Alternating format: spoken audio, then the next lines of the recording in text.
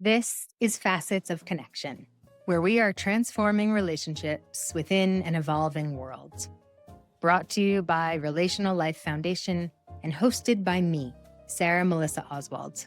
This exclusive podcast series delves into the heart of human connection, exploring how we learn, love, and collaborate within a dynamic society.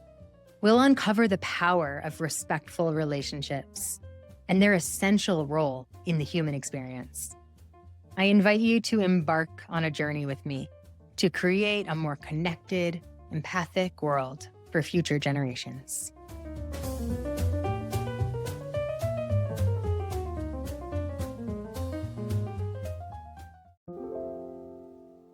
My guest today is Cynda Collins Arsenault. Cynda is a lifelong changemaker whose work bridges outer space, peace building, and women's leadership. She's the co-founder and president of the Secure World Foundation, which is an organization dedicated to promoting cooperative solutions for the secure and sustainable use of space for the benefit of all humanity. She also co-founded One Earth Future and the Pax Sapiens Family Foundation, which are both focused on fostering peace and global progress. With more than 5 decades of experience in the nonprofit world, Cynda's passion has touched nearly every corner of social good, from peace and justice to mental health, disability rights, and environmental advocacy. Through her philanthropy, she's especially dedicated to amplifying women's voices in solving global challenges. She founded our Secure Future, Women Who Make the Difference, an initiative under PAX that champions women's roles in peace and security. Now, Cynda is also the founder of Women Powering Change, a vibrant annual gathering that spotlights women driving positive transformation. Attended it last year as a representative for Relational Life Foundation. Cynda's community and global engagement continue through organizations like the Women's Donor Network, Women Moving Millions, the International Women's Forum, the Boulder Rotary Club's Peace Builder Committee, and the Rotarian Action Group for Peace. And with that, here we go. Welcome, Cynda. Thank you for joining me on Facets of Connection. Hi. Really nice to see you. You're up to some really neat things with the organizations that you've started. Lots happening, lots going on. Well, you can tell me all about that. And I also know that relationship and community building is essential for you. It is. When you say what brings me alive, it's my community. That's the most important thing and so needed today. Respectful, that's such a key thing that we need right now. And that seems to fit in with your theme of peace. And that's why I've shown up at some of your events. Not only Women Powering Change, but the Peace Fair. If Yeah. that Relational Life Foundation was aligned with peace and Right. respect seems like an essential part of that. Well, I love being able to say when we was talking about the Peace Fair, so it was all aspects of peace, from inner peace to relationship peace and global peace and peace in space, which we covered the gamut. Is there anything in particular that you would want to start with in terms of introducing yourself to our audience? What's important to know about you? Well, I think particularly when you talk about relationship, one of the things I'm most proud of in my life is my daughter and how we were able to build a community around her and the relationships that came about and continue. So, that would be part of it. And that's the whole kind of disability world and why, having an inclusive society is so important, not just for the people with disabilities, but for the rest of us. Okay, that's the very personal part of your story. And I welcome you to share any parts of that you are inspired to and feel comfortable sharing. You had also mentioned how grief has been part of your movement toward action, and you've taken a lot of action, as far as I can tell, Yeah. in the organizations that you've built and the communities that you've put together. So I would love to hear about your personal narrative. And I want to hold it in the bigger context of how have your life experiences driven you to want to be a change maker? And then also how moving through grief and processing grief allows us to be an engine for purposeful action and deeper connection with each other in community. Yep, that's a big one. I think I've shared this with you previously, but grief has been top of mind lately as I really want to feel connected to what's happening in our world. Our world is suffering. Yeah, our world is suffering deeply. And I want to know that I'm not separate from it and taking action in the best way I know how. And like many of us, I know it's also hard to sit with the suffering we're witnessing. And I've been allowing myself to allow grief to move through me, allowing myself to remember my love for humanity and the planet allows me to open myself up to the grief that's present. And Mhm. how essential that has been for me to be able to take action and to continue the work that I'm doing instead of just like getting wrapped up in a hole and disappearing. Right. That is such a hard one. And I think so many of us these days are struggling with that because it's it almost becomes overwhelming. The tendency is to shut down in order to just survive. But that's not going to serve anybody. So yeah, grief is interesting. I recently went to a performance, Kristen Wilson, who's the founder of Modus, did a kind of one woman show on her processing of her grief around her mother who has Alzheimer's and just how difficult that's been.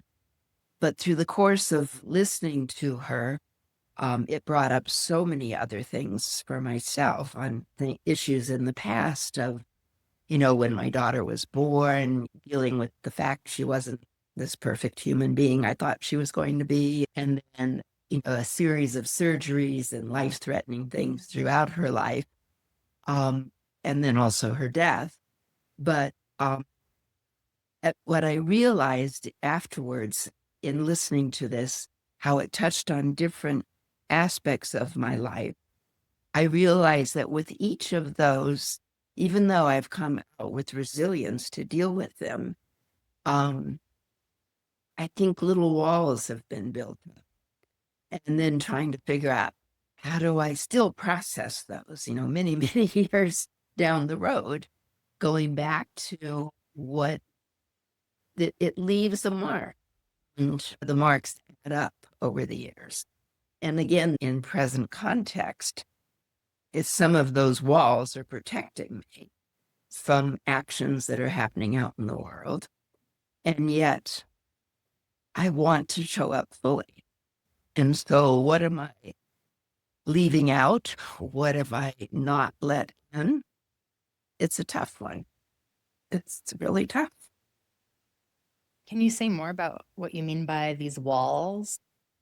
How does Well, that show up? Like in, and it's new for me to recognize them. huh? So I'm just in process of kind of trying to figure out what they are. But I just realized in being exposed to revisiting them all recently that there's something that came out of each of them that became a part of me and helped me get through. But also, it's still limiting. How do I show up? I mean, I'm looking out my window now, and these amazing yellow and red leaves are just glistening in the sunshine. To really be able to feel that and to let it in. And I do, but I think there could be even more that I could let in if I didn't have these walls that were there. So, it's going back and going, okay, there's still work to do. it's not a one and done thing. It's an ongoing process. Mm. And so I think that's where I'm at these days. As you say those words, I can't help but think of Brene Brown. She has a concept, and I don't know if she made this up, but she talks about foreboding joy, how we limit ourselves from fully experiencing the joy in fear that it might not always be there. Those leaves are going to fall off that tree. What if I fully experience the joy in them and then I'm crushed when they fall to the ground? Yeah. Well, same thing with relationships. How do you Hmm. experience the joy of them knowing that at some time they may be gone? Well, they all will be gone They will at be. death at the very least, right? Right. Right. Yeah. How do we allow ourselves to be fully alive with one another, knowing that we are not here forever? Yeah. And, I was thinking my daughter was born with cerebral palsy, and we didn't know that right at the beginning. A few months down the road, she just wasn't doing the normal development.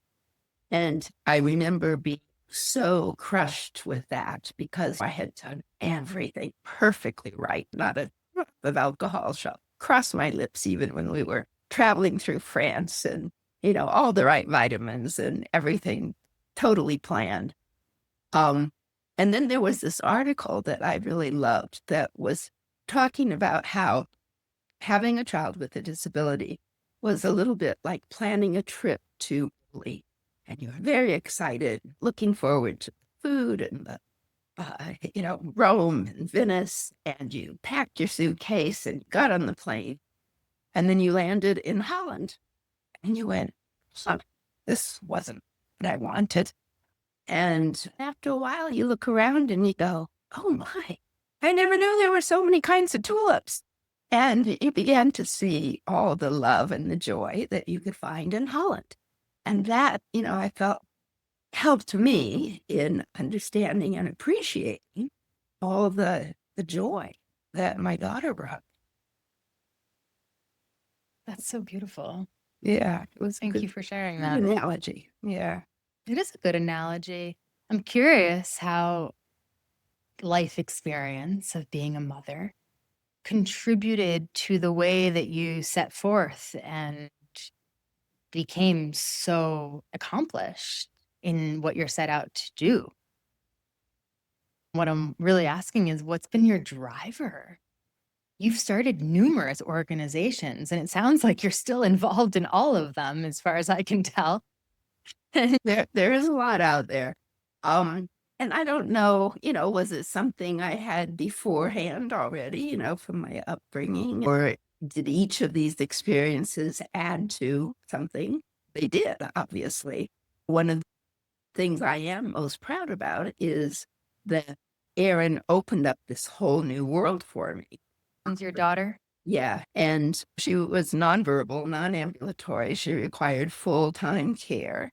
And yet she had this way of connecting with people. People would say, when she looks at you, she looks into your soul. Total love, unconditional love, and acceptance of people. Mm. And I felt like part of my job was to create opportunities for other people to see this. And I felt more like a stage director of setting these things up to create relationships with her and other people. They could recognize this. And I think I was able to achieve that because so many people became connected and involved. And I was always working on the premise that if I died, I wanted her to have a safety net and people who cared and loved for her. And, we were able to set that up. When she was 20, we built her own home across the street from us. It had multiple bedrooms that we filled with her roommates that were also part of her caregiving team. And the whole block, I mean, we had 6 homes on the block, were part of her team too. We called it Erinville because everyone was connected. Her house was party central. We had regular monthly dinners, and she got to be the center of attention. It was a community, and it was filled with young women her age that lived their full lives, but included Erin in their lives. And the stories that they tell of what that meant to them is very powerful. Over the course of 10 years, we had marriages at the house, we had babies at the house, we had all kinds of things. And through Aaron, I now have these extra daughters, and I get to be all.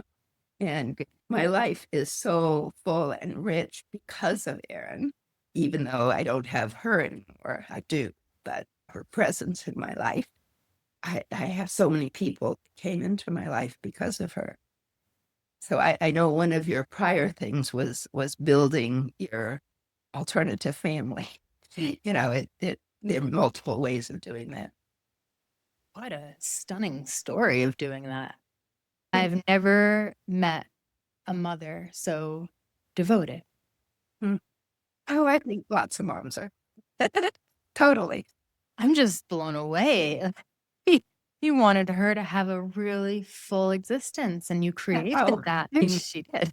yeah, she did. She went to prom. She took trips. She skied. She went river trips. She did all kinds of things and had a very, very full and rich life and brought that to others. It, I had done a couple books about inclusion and, ways to involve the community in your life. And one of the things, I forget who said it, but um, it's like in this society, we grow up and we have to wear a mask.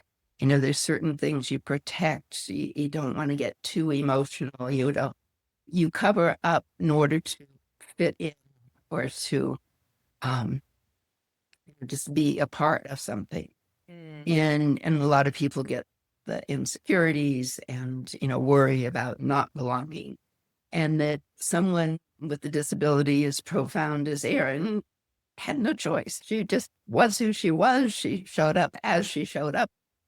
And what that did for others, I think, particularly in school, and one of the videos we made, teacher talked about this, is that Erin was so vulnerable that those who were kind of the bully in the class could let down their mask to be with her and just realize that if she was accepted, they were accepted.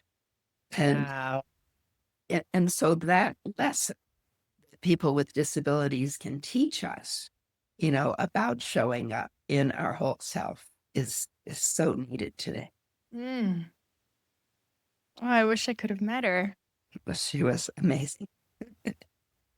A little Buddha. It sounds like it. We have a website, erinjcarsenault.com, that has a recording of her laugh on it and pictures. But she was starring in several different videos and documentaries and about inclusion. And so we've kind of put all those materials on the website so that it can, if, other parents can use it as a model of ways of doing things. Beautiful. I'm sure that's a great resource to many parents. I'll make sure to share that in the show note. What touches me is how your life has been so enriched by doing what was best for her. Yeah, because it kind of forced me into a role, to be out there. She couldn't speak for herself, so I had to do it. And all the relationships that you've maintained. Yeah. Yeah, that was just a plus. It's a big plus, I imagine. Oh, totally. Yes. It just makes me remember, like, we don't do anything in isolation. I do a lot for my community, and I always tell people, they say, "Oh, thank you for putting together this event." And I say, I didn't really do it for you. You did it for me, you know? Right. It's always reciprocal. Yes. Yeah. I say that frequently. So, we lost our home in the Marshall Fire. We've been there for 42 years, and Oh my that was a gosh. hard one. We live in Boulder now, and I host a number of events, and people are always thanking me for hosting. Uh-huh. And I say, but do it for me because it helps me enjoy and appreciate this new house. It helps me fill it with memories as my other house was filled. And yeah, it's very reciprocal. Yes, it is. Yeah, I mean, I joke about that, but it's true also that it is reciprocal. When we help others, we benefit. Well, they've shown that in the brain and the hormones and, all those feel good feelings. And yeah. You know, I talk a lot about the global epidemic of loneliness, how disconnected we've become from ourselves and from each other, and from the world that we live in. I've spent years studying what actually heals them. It isn't more information. It isn't a podcast. It isn't another self-help book collecting dust on your nightstand. It's relationship. Real, honest, skillful connection. The kind we build on purpose to make our lives more rich. And so I'm creating something I've been dreaming about and cultivating for years. It's called the Radiant Connection Lab, a 12-week journey for couples who want to feel more alive together, more steady together, and more connected to the ecosystem of their relationship. This is not a fix your relationship program. This is change the world through how you love program. Because when two people learn how to show up with humility, curiosity, and care, that ripples outward into families, communities, and the planet itself. Healing connection is ecological work. The lab isn't open yet. We're being really intentional with how we build it, and that takes time. But when the doors open, I'll be welcoming a limited founding circle into an intimate opening cohort. If you want to be considered for that first group, you can add your name to the private early applicant list by emailing lab@leadyourlovelife.com with the subject line Radiant Connection. Or click the link in our show notes. The way we love each other is the way we shape the world. And I'm so excited to share this next chapter with you.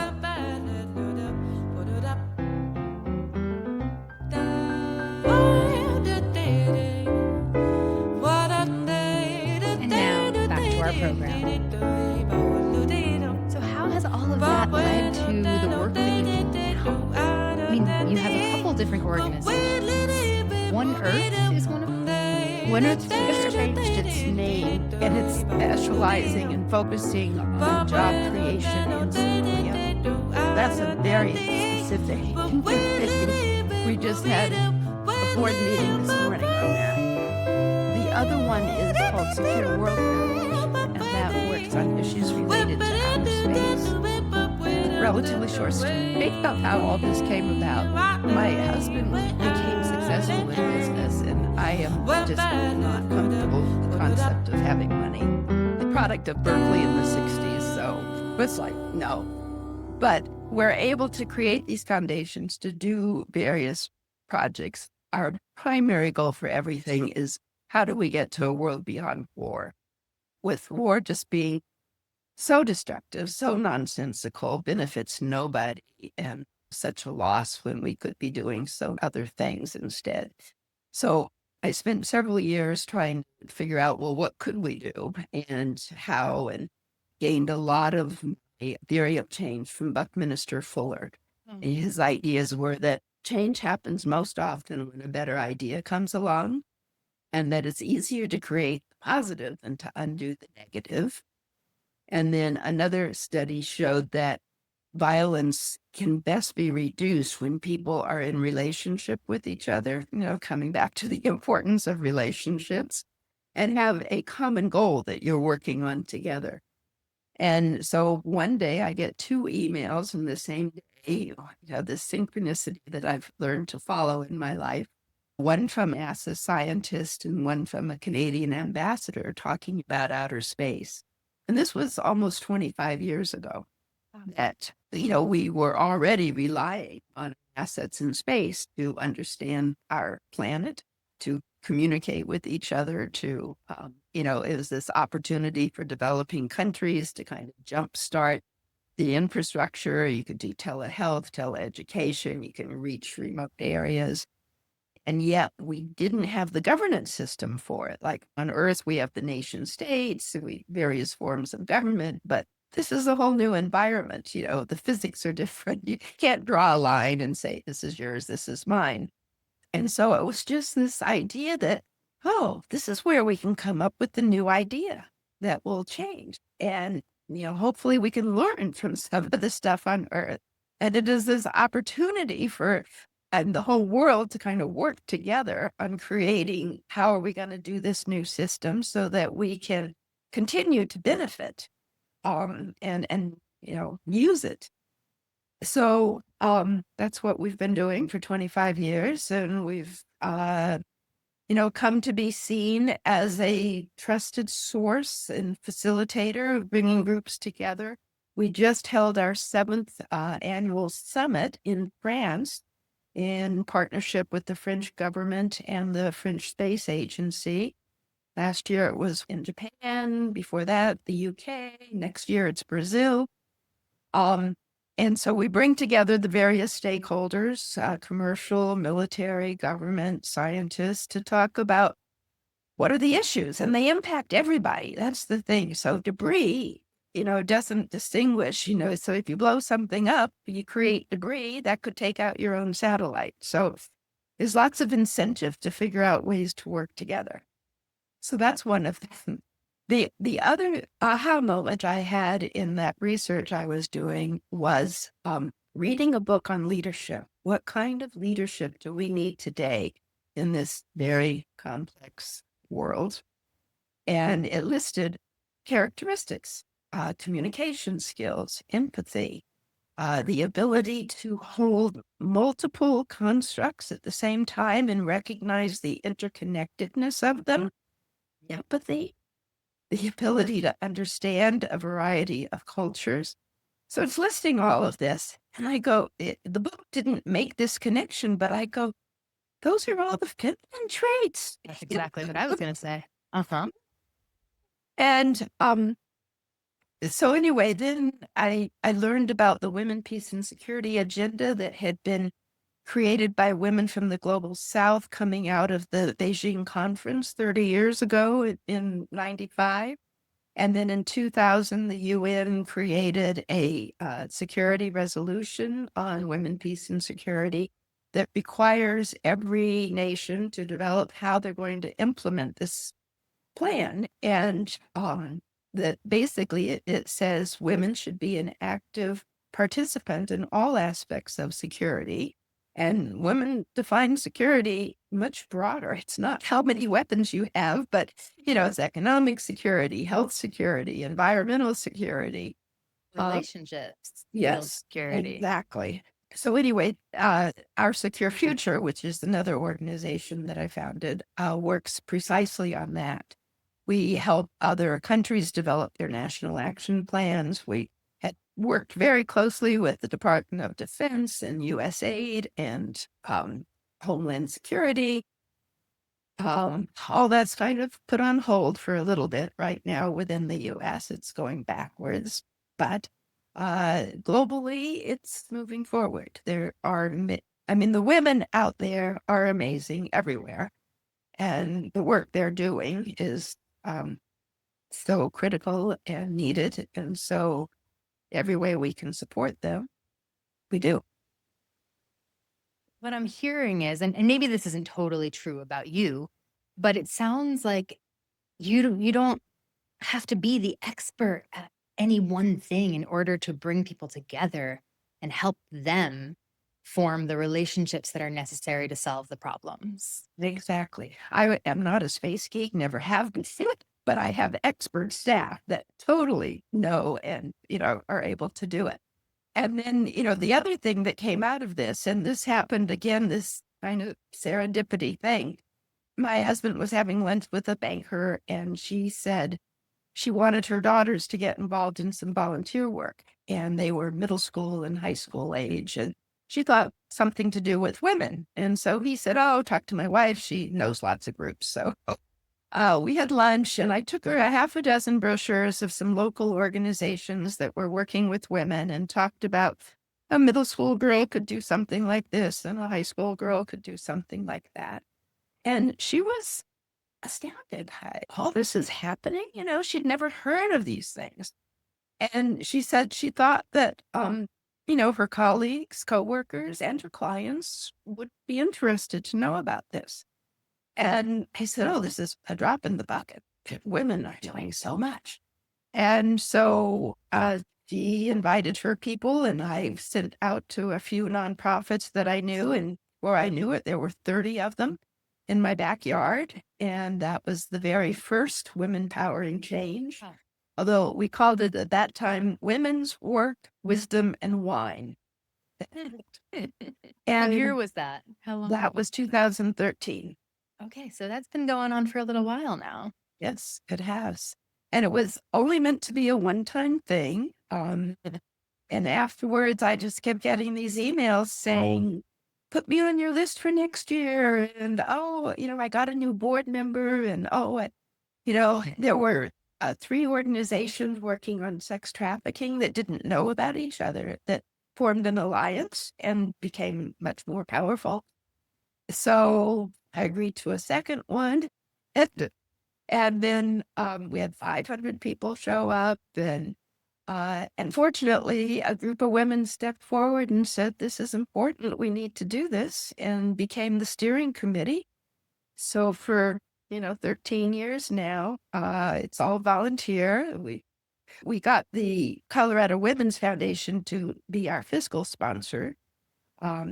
So donations can be tax deductible. But it's all, we do the work. In fact, we're just at where I was early this afternoon for our next location on May 7th. Would you say just a little bit about what this event is? Yeah. So what we do is we bring together women-led nonprofits across all issues. So the environment, immigration, education, healthcare, peace, global, local, the works. And then we invite in the public, and we particularly try to reach out to professional women who I think, they focus on their careers and their children and families, and sometimes don't feel so connected, but there is this, other people have called it this rising tide of women stepping up and all doing different aspects. And so when you put them all in one room together, it's very powerful, very energizing. I call it the antidote to the nightly news, because you see so many people doing such good work and such passion. And also that it's like one person's taking care of this and someone else is taking care of that and someone else is working on this. You don't need to do it all. But if you can find your passion of what calls to you and then get involved and become part of a much larger thing that's happening. That's it. So we get to know who else is out there doing the things that we're drawn to. I made so many great connections at Women Powering Change last year when I went. Great. Yes, it has been. I love it. You get to form alliances with other people doing similar work so that you don't have to be the one expert doing it all. The collective is so essential. And so I want to go back to that leadership book. What was it that you were? I don't remember the book. Well, it reminds me of a lot of the leadership work I've studied in grad school at Naropa, which was all about systems leadership. And I used to teach a class called Enlightened Feminine Leadership through an organization called Matrix Works in North Boulder. Maybe you've heard of it. I'm familiar. The leadership we need today, and it is about the feminine coming forward. The feminine qualities of collective wisdom. Right. And it doesn't mean it's necessarily a woman, because no, it doesn't. Don't have those characteristics, and there are many men who do. That's and right. can learn it too. But it's a matter of what leadership qualities we admire, what ones we support and promote. And we live in a society that has been built by men and is based on a hierarchical, linear system that isn't working. I think it worked to keep us where we're at. We didn't disappear, we didn't become extinct as a species. And I think that the physical strength, that linear focus was important in our survival. But now it's sending us over a cliff if we don't also bring back the feminine as leadership. And one study I often quote was done at CU on leadership and group intelligence. If you take a group of men, their group intelligence is higher than the individual of each participant.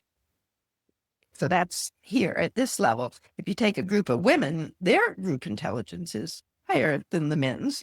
But if you take a group that's half women, half men, that group intelligence is the highest yet. Well, it's not a matter of women taking over. And that's not what women do. Women do things collectively, cooperatively. Those are part of the characteristics. And it, of course, includes men. Yes. And that we all have the masculine and the feminine within us, and both are essential. We can't Yeah. do away with one to only keep the feminine. Both are essential.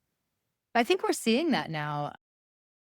Today is election day, and there are candidates out there who are leading from a very feminine leadership perspective. I'm from New York City, so I'm paying close attention to the New race York. there for mayor. And seems like our world is ready for this shift. Hopefully. Yeah. So I think, particularly when you look at the role of women, that we are experiencing a backlash, not just in the US, but globally too, and an authoritarian sort of mindset. We wouldn't be having this backlash if we weren't making progress, is the way I feel it. Exactly right. And so a change is coming. And I think anytime there's a system in place that resists change and, comes back stronger, but that's part of the passage. That's part of the passage. Well, if you look at any living system on the planet, human beings have the same characteristics, right? We are diverse parts that make up a whole. We are self creating, autopoetic, and that we're relational at every level of scale. Right. And all living systems go through chaos or destruction in order to evolve, right? We talked about that tree that's about to drop its leaves. Right. Yeah. It's Change. part of evolution. Right. And so that's the only way that I come to terms with what we're seeing on our planet right now, is that it's part of our evolution as a human species here. And that something better is on the other side. That's the kind of framework I teach couples when I'm working with them in my office. Going back to, how do we show up at this time and what we can do? And I think part of it is having that hope, having that idea that, yes, we're changing.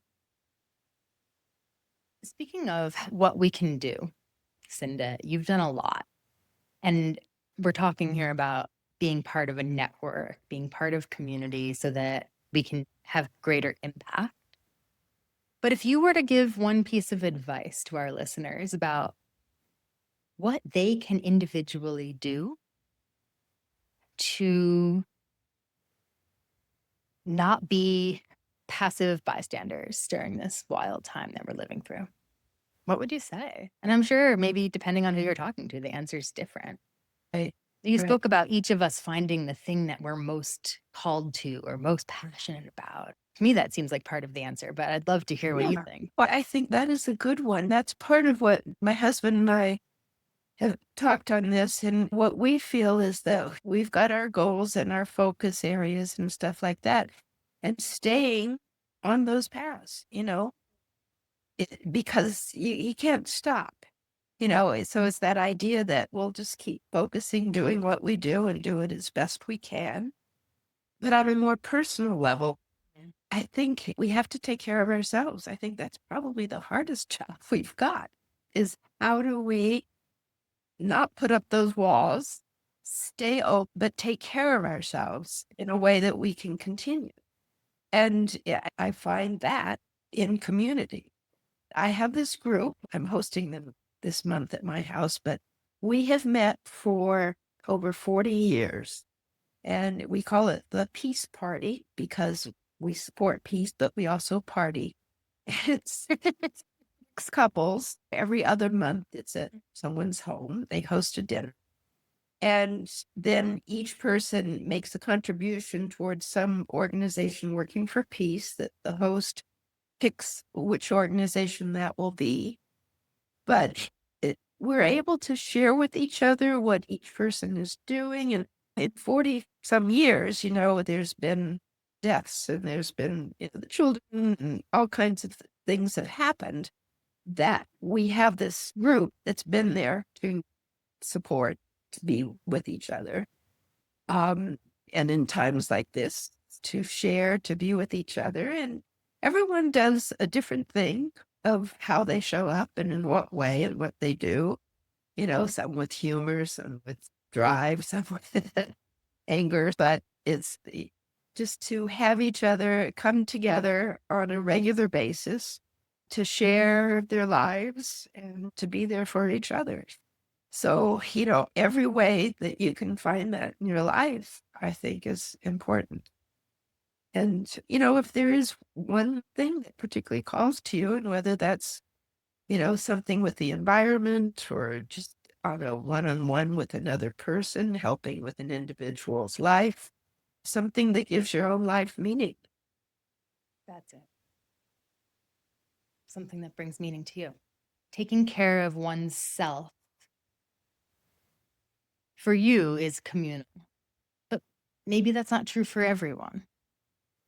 But I think it's easy to get overwhelmed right now and to think, oh, there's so many issues. I can't possibly make a difference.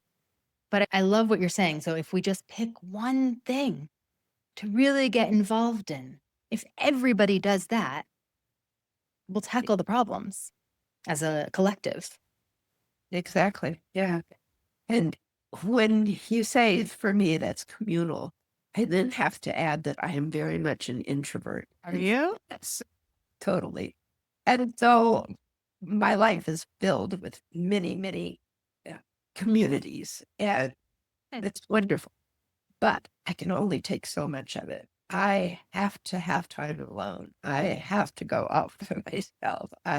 It's like that's how I recharge. That's how I get through is in my alone nature time. I just had a lovely hike up the mountain just before this call. So I think that's part of it. And some people, do get their energies from other people, as extroverts. My husband is definitely that way. Um, but for me, I get my recharge by going off. Thank you for saying that. That's what I was imagining. I consider myself someone who recharges in community, but I also need my alone time.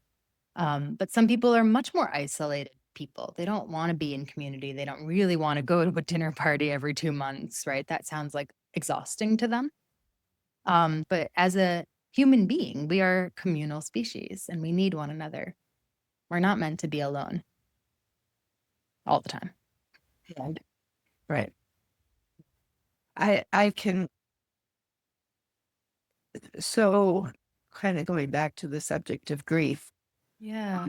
when my son died, which was just a couple of years ago now, um, I needed to be alone. I mean, both my husband and I left right afterwards and went to the desert. I could just do lots and lots of walking alone. Um, but I could do that because I knew I had people who loved me and cared for me and were there.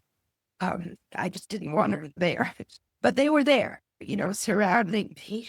And, but, I needed that alone. And they knew that and respected it. So it was It's some of both.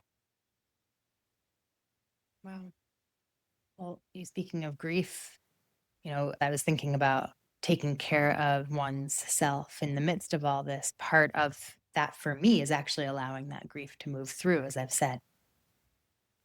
So be making sure that you take time to actually be with yourself, not just everybody else, but actually being in contact with what's true for you.